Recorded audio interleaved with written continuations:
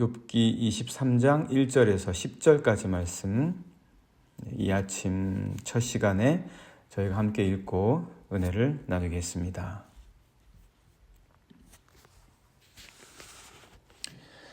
욥이 대답하여 이르되 오늘도 내게 반항하는 마음과 근심이 있나니 내가 받는 재앙이 탄식보다 무거움이라. 내가 어찌하면 하나님을 발견하고 그의 처소에 나아가랴. 어찌하면 그 앞에서 내가 호소하며 변론할 말을 내 입에 채우고 내게 대답하시는 말씀을 내가 알며 내게 이르시는 것을 내가 깨달으랴. 그가 큰 권능을 가지시고 나와 더불어 다투시겠느냐? 아니로다. 도리어 내 말을 들으시리라. 거기서는 정직한 자가 그와 변론할 수 있은즉 내가 심판자에게서 영원히 벗어나리라. 그런데 내가 앞으로 가도 그가 아니 계시고 뒤로 가도 보이지 아니하며 그가 왼쪽에서 일하시나 내가 만날 수 없고 그가 오른쪽으로 돌이키시나 배울 수 없구나. 그러나 내가 가는 길을 그가 아시나니 그가 나를 단련하신 후에는 내가 숨금같이 나오리라. 아멘. 계속해서 저희가 욥의 말씀 함께 보시겠습니다. 욥기. 욥의 소식을 그의 친구들이 듣습니다. 욥의 세 친구가 있죠. 세 친구들이 욥이 큰 재난을 받고 그의 전 재산을 잃고 그리고 그의 자녀들까지 다 잃었다라는 소식과 그리고 그에게도 정말 차마 말로 할 수 없을 정도로 온 몸에 종기가 돋아서 죽을 만큼의 고통을 당하고 있다라는 소식을 듣습니다. 그리고 그 친구들이 욥을 위로하러 왔을 때 멀리서 욥을 보고는 도저히 아무 말도 하지를 못하는 거죠. 말할 수 없을 만큼의 고통을 당하고 있는 욥을 보고는 아무 말도 할 수가 없었습니다. 그래서 한동안 말을 못하죠. 그런데 위로하겠다고 욥에게 말을 하면서부터 그리고 욥이 자신의 처지를 원망하고 불평하면서부터 문제가 시작이 됩니다. 모든 문제가 말에서부터 시작이 돼요. 우리 인간의 말이 그렇습니다. 하나님의 말씀과 인간의 말에는 근본적인 차이가 있습니다. 인간의 말에는 실수가 있고 인간의 말에는 부족함이 있습니다. 인간의 말로 위로받으려고 생각을 하지 않는 게 좋습니다. 오히려 인간의 말은 부족함이 많으니 오히려 그 부족함이 많은 인간의 말 속에서 인간을 위로하고 인간을 사랑하고 인간을 품어주고 인간을 이해하려고 해야 되지. 물론 그렇다고 해서 인간의 말이 위로가 전혀 없냐? 그건 사실은 아니죠. 우리 스스로가 위로받지 못하기 때문이지. 우리 상처난 마음에서 듣고자 하면 뭔가 부족하고 서운한 것만 계속해서 생각이 나는 거예요. 그래서 인간의 말에 기본적인 연약함이 있다라는 것을 우리가 잊지 말아야 됩니다. 그래서 결국 욥의 친구들과 욥이 서로 말을 하면서 이게 다툼이 되는 겁니다. 서로 말싸움을 하고 서로 다툼을 하고 변론을 하고 기싸움을 하는 거죠. 쓸데없는 일들을 하고 있습니다. 우리의 영적인 싸움의 대부분이 다 여기서 나오는 겁니다. 그래서 우리가 이거를 잘 돌볼 줄 알아야 된다. 잘 돌볼 줄 알아야 된다. 그래서 대화를 이어가면 갈수록 그들의 말이, 친구들의 말이 위로가 되기는커녕 비수가 되는 거예요. 비수가 돼서 욥의 마음에 꽂히고 그리고 더 큰 상처와 아픔만을 줍니다. 욥도 나름대로 그의 말에 더 악이 들어가는 거예요. 불평과 원망이 더 심해지는 거죠. 그래서 하나님을 결국 원망하게 되고, 친구들은 뭐 더 말할 게 없습니다. 친구들은 더 심하죠. 친구들은 욥을 정죄하고 욥을 판단하고 마치 욥을 다 아는 것처럼 말하게 됩니다. 물론 억울하게 화를 당하고 있고, 그리고 나는 의롭다 라고 말하는 욥을 보면 측은하던 마음도 되레 사라질 수 있습니다. 좋은 말을 해주고 위로를 해주려고 하다가도 나는 의로운데 이런 고통을 당하고 있다, 나는 잘못한 게 없다, 이런 말을 하고 있으면 위로가 나오지 않죠. 오히려 더 위로를 하려고 하다가 그냥 우리 본성이 무언지를 드러내주게 됩니다. 우리 인간은 기본적으로 위로를 잘 못합니다. 우리 마음속에 있는 것이 위로가 아니에요. 우리가 타락하고 난 이후에 인간의 본성은 서로가 서로를 의심하는 거예요. 불신하는 겁니다. 욥의 친구들도 욥을 의심하는 거죠. 너가 뭔가 죄를 지었기 때문이다. 너가 이 고통을 당하는 것, 너가 실패하는 것, 너의 온몸이 그렇게 아픈 거, 다 너의 죄가 아니고 무엇으로 설명할 수 있냐, 그렇게 말하는 거죠. 하나님께 너무 억울하다는 욥이 그 친구들이 보기에는 어떻게 의롭다라고 비춰질 수가 있었겠습니까? 그렇지 못하죠. 욥도 친구들의 그 말을 들으면서 점점 더 그 친구들과 변론에 빠지게 되는 겁니다. 말을 멈추지를 못하는 거예요. 멈출 수가 없어요. 끊임없이 그의 답답함과 그리고 이해받지 못함에 대해서 그의 말이 쉴 새 없이 쏟아져 나옵니다. 이거를 잘 다스릴 수 있겠습니까? 이거를 우리가 우리의 입을, 우리의 마음을 어떻게 잘 할 수 있겠습니까? 이렇게 친구들이 욥을 이해하지 못하는 것, 친구들이 욥에 대해서 조금만 더 관심을 가지고 위로해 줄 수 없었던 이유, 그것은 친구들이 욥의 말을 제대로 듣지 않았기 때문입니다. 친구들이 욥의 말을 제대로 듣지 않고 자기들의 입장에서 그를 이해하려고 했기 때문입니다. 욥이 지금 당하는 이 엄청난 고통을 이해하지 못했기 때문입니다. 그것을 귀담아 듣지 않았죠. 인간의 말은 그렇습니다. 인간의 가진 기본적인 마음이 그렇습니다. 누구나 다를 바가 없습니다. 항상 인간은 인간의 입장에서, 자기의 입장에서밖에 이해하지 못하는 그런 한계를 가지고 있습니다. 우리 그리스도인들은 그걸 알아야 합니다. 그래서 인간이 우리를 이해하지 못하고 들어주지 않고 세상이 우리에 대해서 이해를 해주지 못한다고 하더라도 우리 그리스도인들은 그것 때문에 실망하는 자들이 아닙니다. 그리고 그것 때문에 우리도 역시 똑같아지지 않습니다. 오히려 우리 그리스도인들은 하나님의 말씀을 기대합니다. 하나님께 이야기하고 하나님께서 들으시는 곳으로 힘을 얻어야 됩니다. 오늘 말씀도 보시면 욥이 결국 욥이 결국 향하는 것은 하나님입니다. 그래서 오늘 6절과 7절의 말씀 보시면은 친구들과 말을 하면 할수록 지치죠, 욥은. 그래서 그가 이렇게 고백을 합니다. 6절, 7절 말씀 보시면 그가 큰 권능을 가지시고 나와 더불어 다투시겠느냐. 친구들하고는 다툼이 되는 거예요. 말하면 말할수록.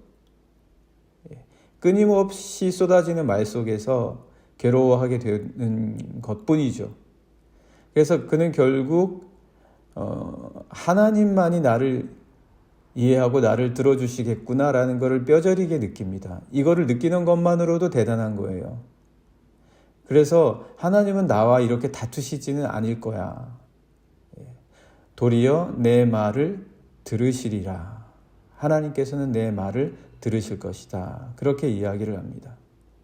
7절 거기서는 정직한 자가 그와 변론할 수 있은즉 내가 심판자에게서 영원히 벗어나리라.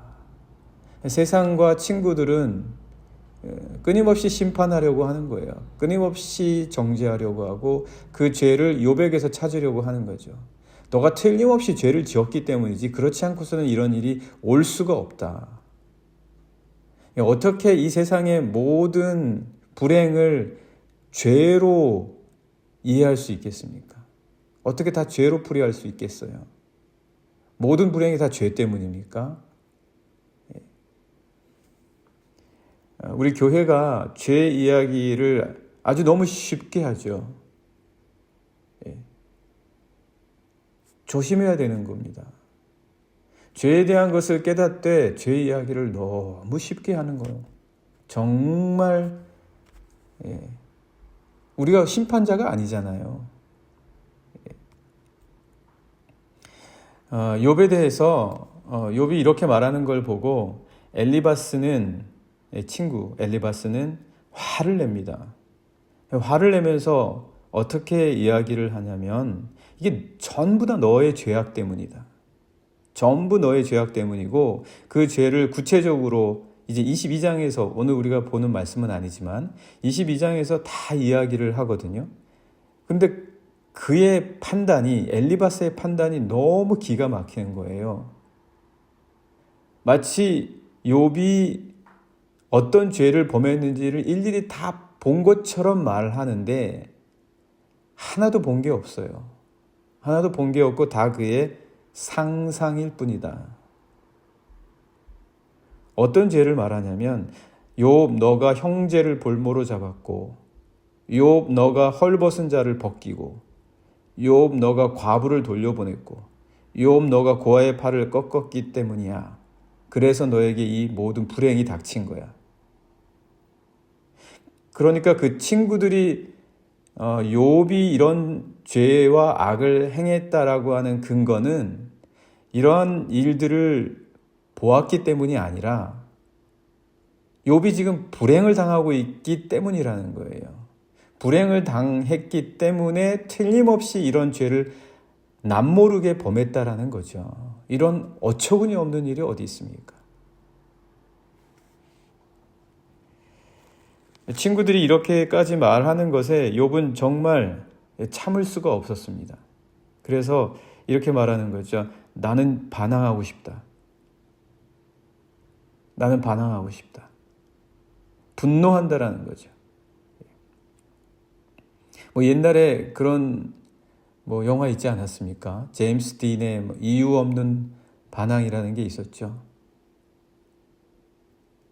이런 말을 들으면서 욥은 참을 수가 없는 거예요. 그래서 나는 반항하고 싶다. 반항하고 싶다라고 말을 하는데 1절과 2절의 말씀 한번 보실까요?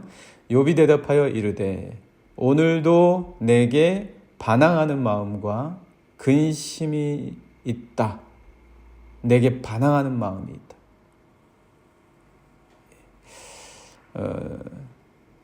이 반항하는 마음이 있을 때 욥은 분노했고 스스로에 대해서 억울했고 그리고 자기 자신이 처량해지기까지 했을 겁니다. 그런 마음은 그런데 절대 저절로 없어지지 않습니다. 결코 없어지지 않아요. 그래서 우리가 앞서서 말씀 잠깐 보았지만 절대 인간의 말에 깊이를 두어서는 안 됩니다. 그 말에서 위로를 찾으려고 해서는 안 된다. 하나님의 말씀에서 위로를 찾아야 된다라는 거죠. 그렇지 않으면 이 분노와 이 억울함, 이 처량함이 절대 없어지지 않고 마음에 남아서 행동으로 반드시 언젠가는 이어지고 그리고 심령에 큰 상처를 남겨서 두고두고 나타난다는 거예요. 두고두고 나타난다. 없어진 줄 알았지만 또 나타나고 없어진 줄 알았지만 또 나타나는 겁니다. 여전히 인간의 말에서 무언가를 찾으려고 하기 때문입니다. 결국은 그래서 그게 뿌리가 되는 거죠.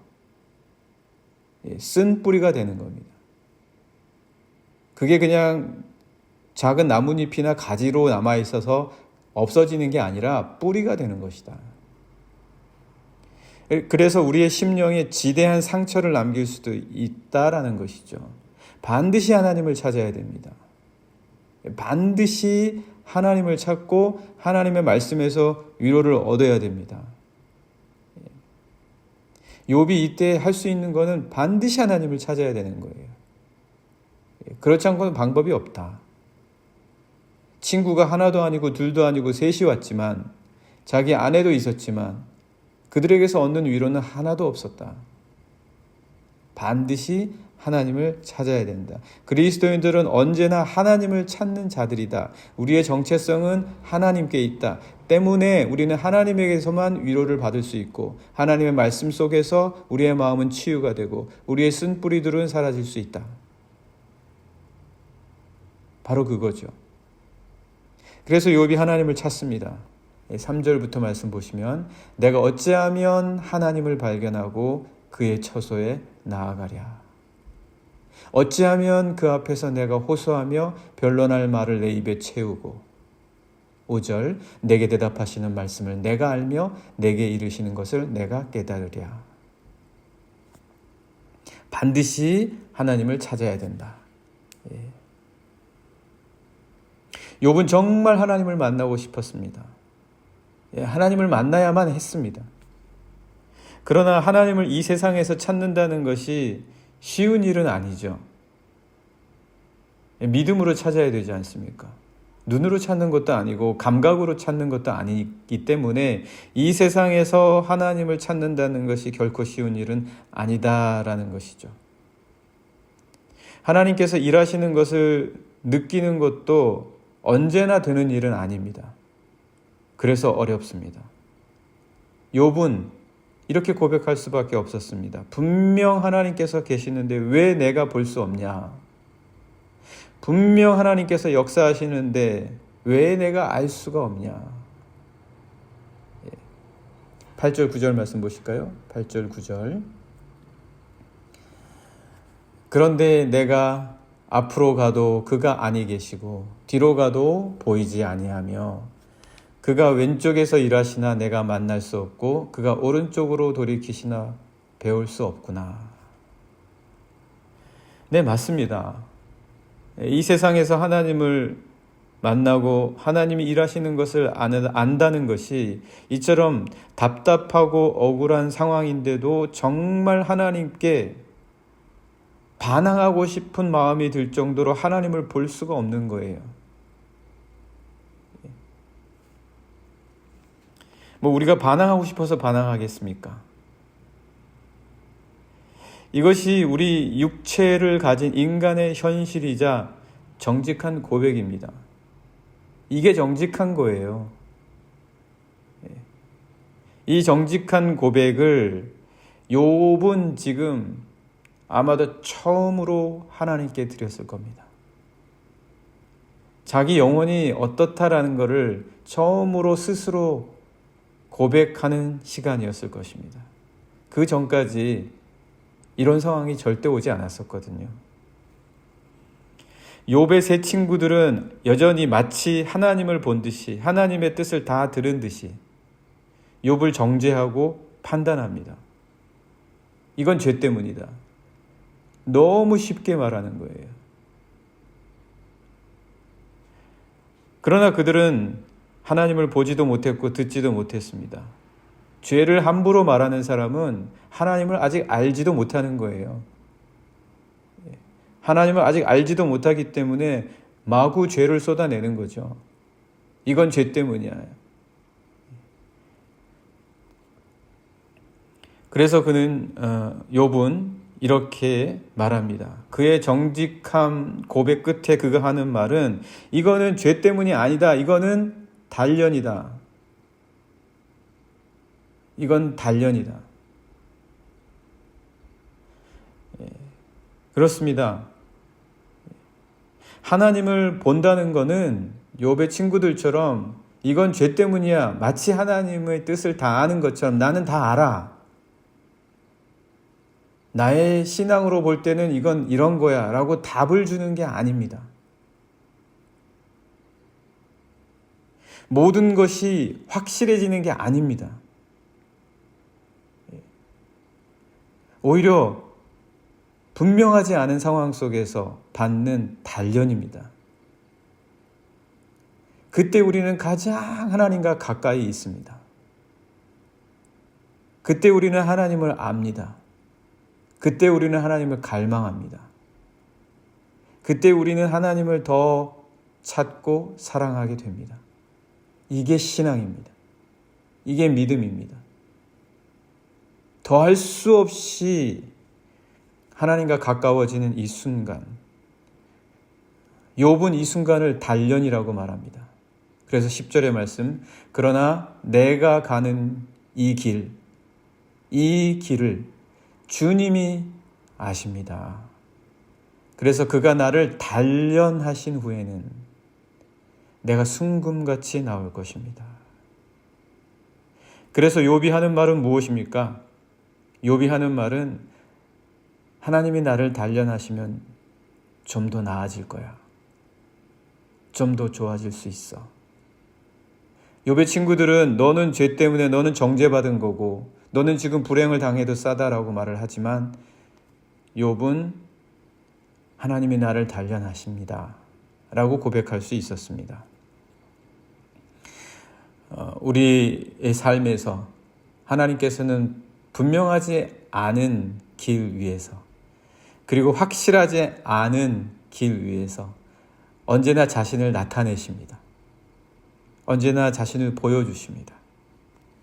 그때 우리는 가장 하나님과 가까이 있다라는 것을 우리의 마음이 만약 알고 그리고 고백한다면 그 순간이 하나님께서 나를 연단하시는 모든 불순물을 제거해 주시는 귀한 순간인 줄 믿습니다. 우리 이 시간 함께 같이 기도하면 좋겠습니다. 하나님, 오늘 하루의 삶도 확실하지가 않습니다. 제가 하려는 일들도 분명한 것이 없습니다. 그러나 하나님, 오늘 우리들 삶에서 이 시간 가운데 하나님께서 연단해 주시는 줄 분명히 믿습니다. 오늘 하루도 주님이 저를 정금과 같이 나오게 해 주시옵소서. 함께 기도하시겠습니다.